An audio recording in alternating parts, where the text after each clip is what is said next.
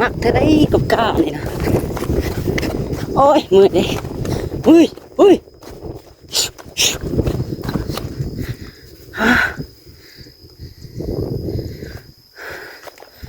ยอมแหละโอ้มือเลยปั่นขันหน้าอย่างบ่พอพี่น้องเอ้ยแต่ละมือไปสิแหละเนาะนี่แหละพี่น้องเลยผลงานมานี่เนาะเมื่อยเติบนึงฟูมาเห็นพอตู้เพิ่นพี่น้องไงเนาะ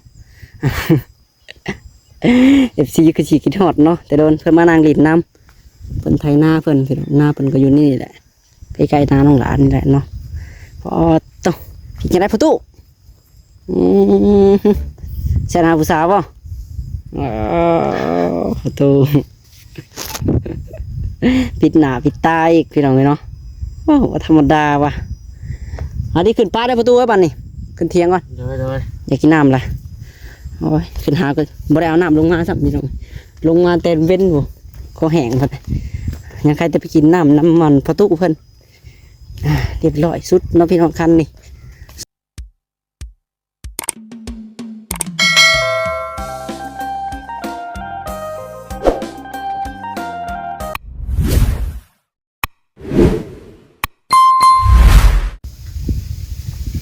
พี่น้องเนาะ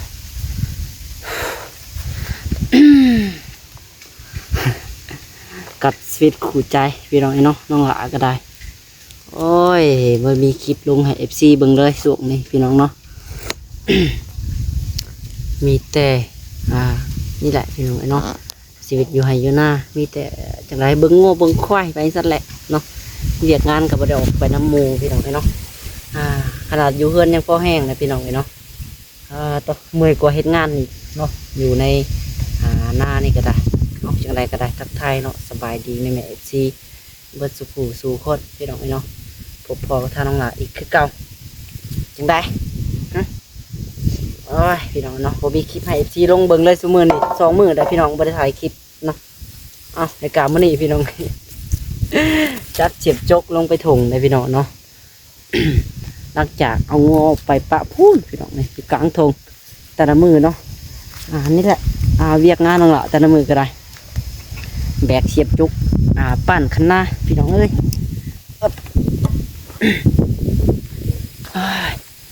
ออกมาแล้วก็เมื่อยท่อแล้วพี่น้องเนาะเอ้ย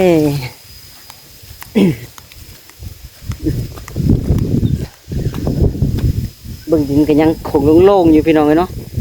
ฝนก็บ่ตกเลยจักเมื่อไรฝนตกพี่น้องเอ้ยบึกดินจนแข็งกรอบหมดเลยน้าน้องหลานี่ก็ได้เนาะเดี๋ยวไปหันเบิ่งบรรยากาศกล้องดังได้พี่น้องน้องหลาสีรีวิวทงหน้าให้เบิ่งแล้วก็สิถ่ายบรรยากาศปั่นคันหน้าเนาะจังไดน้องหลาก็ได้พี่น้องเนาะบ่มีคลิปยังให้ซีเบิ่งน้องหลาก็จักสิคำสิถ่ายแล้วก็เราหาแล้วพี่น้องเนาะมีแต่อยู่ไห้อยู่หน้าเบิ่งงัวเบิ่งควายไปสั่นกับปั่นคันหน้านี่แหละพี่น้องเนาะนี่แหละกล้าก็ได้เริ่มเงาเลยพี่น้องเนาะใกล้จะพอดำแล้วเนาะถ้าฝนตกมาก็คือแบบลุยเลยได้เนาะอันนี้นี่แหละพี่น้องเลยสิวแต่ละมือปั่นทุกขั้นเนาะปั่นคันหน้านี่ครับทั้งแม่พันธุ์พูดผ่านแต่ลุกขึ้นมากเปิดว่าเมื่อวานได้หายนั่นพี่น้องเลยปั่นเนาะนี่ก็ตะก้าพี่น้องFCทักท่วงอยู่ตะก้าใหญ่โพดงามอยู่เลยล่ะพี่น้องเนาะนี่เขียวคักอยู่ใส่ปุ๋ยด้วยล่ะพี่น้องเนาะแต่ก็ฝนมาตกใส่ กันฝนบ่มาอีกนี่บ่าตายเบิดกาลงหลาพี่น้องไปเดี๋ยวน้องหลาที่ชวนFCเลาะไปถงหน้าน้องกะดินให้หน้าน้องหลานะพี่น้องเนาะเลาะจนสุดเลยสิปันไดสิฮอดใส่พี่น้องเนาะหน้าก็บ่ได้ค่อยหลายแล้วพี่น้องหน้าหน่อยเดียวเนาะเราต้องไปหาจกปั้นกันก่อนพี่น้องขับว่าปั้นก็น้ำสิบอยู่เขาก็สิบงามเนาะทั้งหลักก็บ่มีอย่างคลิปให้ FC เบิ่งพี่น้องขอโทษขออภัยหลายๆเนาะช่วงนี้เงียบเงาแน่พี่น้องเลยบ่ได้มี ทีมงานเลาะหยอกเลยพี่น้องทีมงานก็ไปเฮ็ดงานเบิดเนาะน้องหลาบ่ได้ไปนั่นจะเพิ่น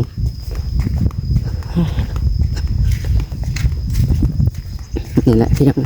หน้าข้าเจ้าทางนี้เนาะหน้าน้องหลาอยู่ข้างนี่พี่น้องเนาะ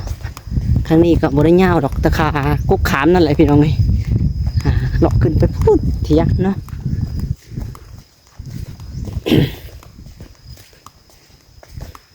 ปานตะขาเต็มที่ปาด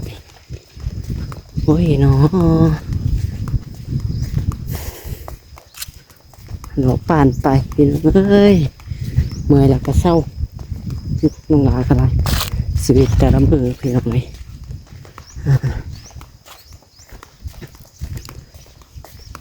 นี่แหละพี่น้องมีแต่ให้เดียวหลอกขึ้นไปพี่น้องเลยให้นี่เลยก็หลอกขึ้นนี่ไปพุ่นสุดก็ตะขานี่แหละดินหน้าน้องหลาก็ได้นี่ให้ตัวนี้พี่น้องเลยนี่ให้นี่แหละเนาะกะว่าเลาะเบิ่งคันหน้าแล้วก็สิป้านเลาะจกสุดเลยเบิ่งคันตัวนี้ก่อน โอ้ยเสียกระตุกอย่างตัวนี้บ้านเลาะผู้เดียวสิน้องเอ้ยเนาะทางน้องรันเพื่อเบิ่งงัวเลี้ยงงัวเลี้ยงควายคันยังโอเคอยู่คันตัวนี้เนาะก็ได้อยู่พี่น้องคันตัวเทิงนั่นแหละเนาะสิปานคันหน้ามันแปรเลยพี่น้องเลยเนาะตัวนี้ก็สิขาดเสียไหลจกสุดเลยเนาะตัวนี้คันยังใหญ่อยู่บุปผากระยายอย่างตัวนี้พี่น้องน้อยนึงเนาะเดี๋ยววันนั้นลงมาปัดเอาตัวพุ่นก่อนหายนี้แหละพี่น้องขานี่หลอกขึ้นมาขานี่โบแมนเนาะขานี่ชิโบแมนนะน้องหลานเป็นตัวนี้หลอกขึ้นพุ่นนี่ตัวนี้แหละเนาะไหลสุดเลยพี่น้องเนาะคันนะตัวนั้นคอยว่ากันคันว่าปั้นยังว่าปั้นเนาะอันนี้ก็ถ่ายคลิปให้FCเบิ่งก่อนพี่น้องเอ้ยพี่น้องเอ้ย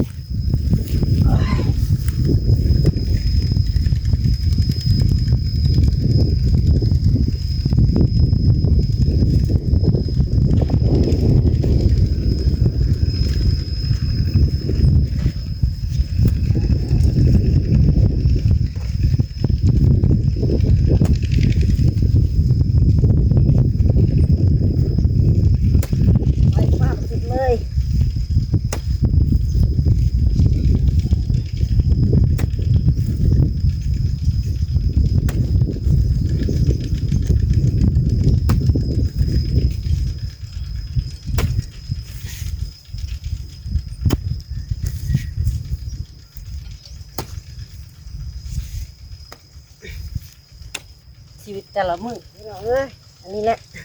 น้องหลาปั่นคณะซุมื้อนี่ก็ค่ำบ่เลยจังสิขึ้นประมาณ4 โมงจังขึ้นพี่น้องปั่น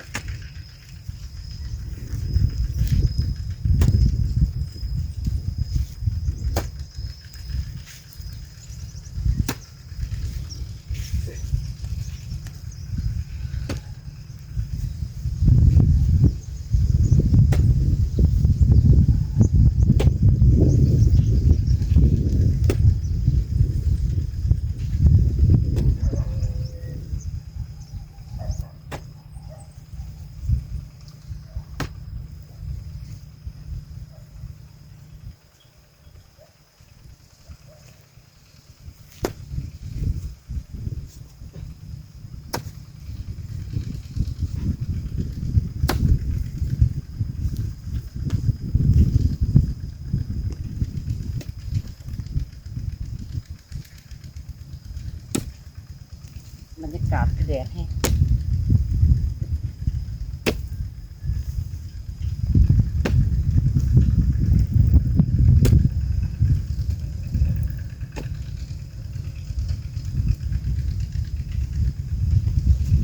เจอแล้วไหมฮะ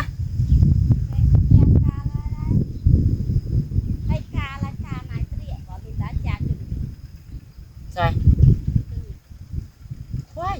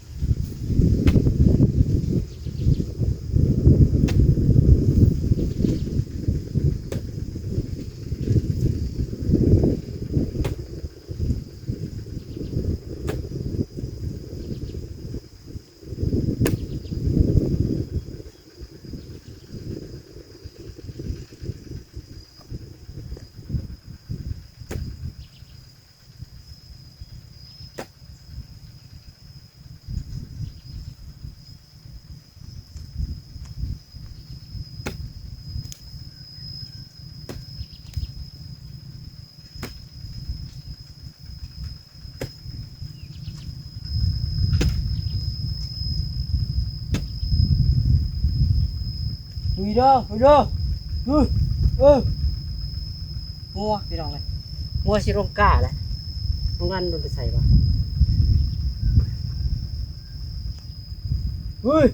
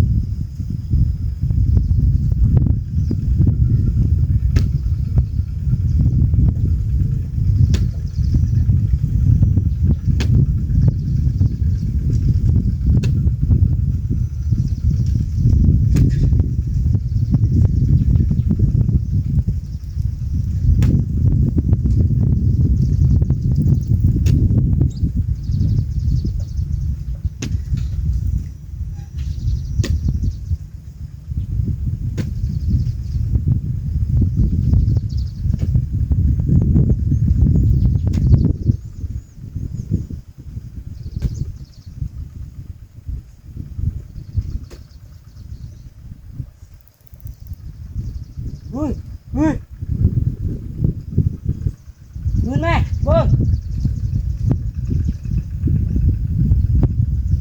หนึ่งกระส่งน่ะงัวนี่ก็ได้โคตรไปละพี่น้องเลยลงกล้าเขาแล้วบานเอ้ย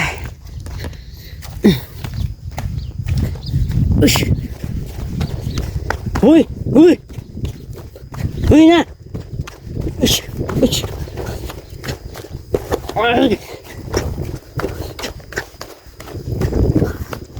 หนักเท่าไรกับก้านี่นะโอ้ยมือเลย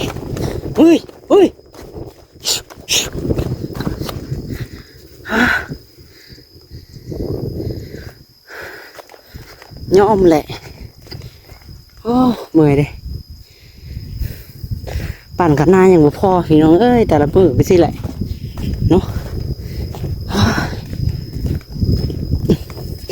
ยังมาไหลง่วยอีกเอ้ยงัวก็พองัวโพดเลย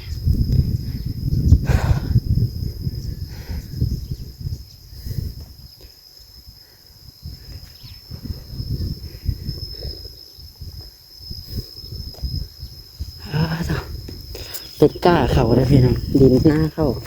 หน้ากระเจ้าต้องด่าผูกงัวทั้งนั้นน้องรันขึ้นเถียงบอก ไปใส่พี่น้องไปลงมากับบนรถมันก็ได้อ้ายเนาะ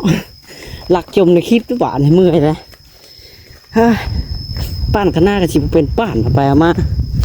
ป้านข้างหน้าเลยเดี๋ยวงัวน้องก้า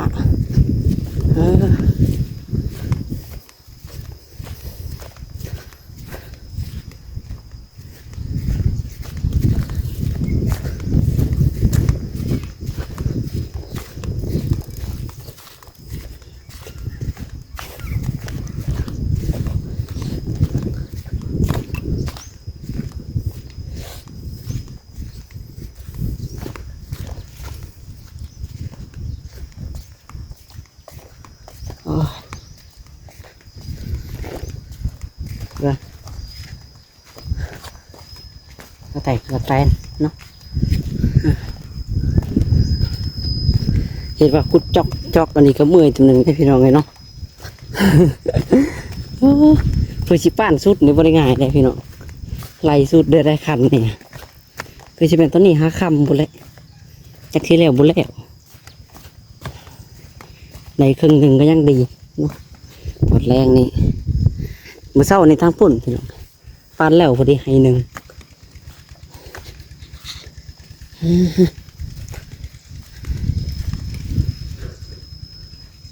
มาดูปั่นต่อเนาะ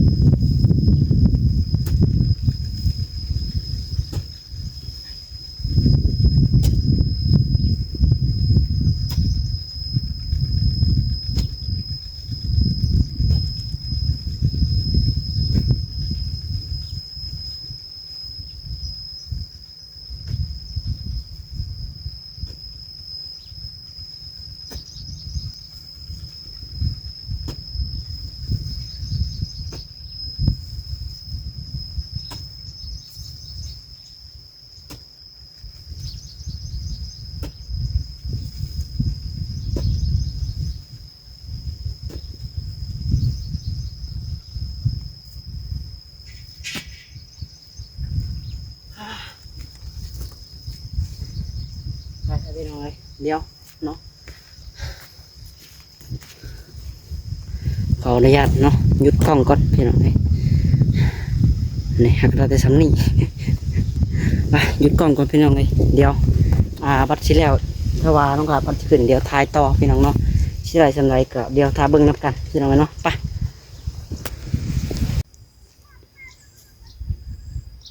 โอ้พี่น้องเนาะท้องฟ้าบรรยากาศเนาะมาตอนนี้ก็4 โมงจะเข้า5 โมงแรงแล้วนะเนาะเตรียมจะกลับขึ้นเที่ยงบัดนี่แหละพี่น้องเลยฝนงานมานี่เนาะเมื่อยเติบนึงฟู มาเห็นพอตู้เพิ่นพี่น้องไงเนาะ FC ก็สิคิดฮอดเนาะแต่โดนเพิ่นมานางลิ้นน้ำเพิ่นไถนาเพิ่นพี่น้องหน้าเพิ่นก็อยู่นี่แหละใกล้ๆนาน้องหลานนี่แหละเนาะพอต้องพี่จะได้พอตู้ใช่นาผู้สาวบ่พอตู้ ปิดหน้าปิดตาอีกพี่น้องเลยเนาะโอ้ธรรมดาว่ะอันนี้ขึ้นป้าได้ประตูไว้บ้านนี่ขึ้นเทียงก่อนเลยอยากกินน้ำละโอ้ยขึ้นหาก็บ่ได้เอาน้ำลงมาสักพี่น้องลงมาเต็มเว้นบ่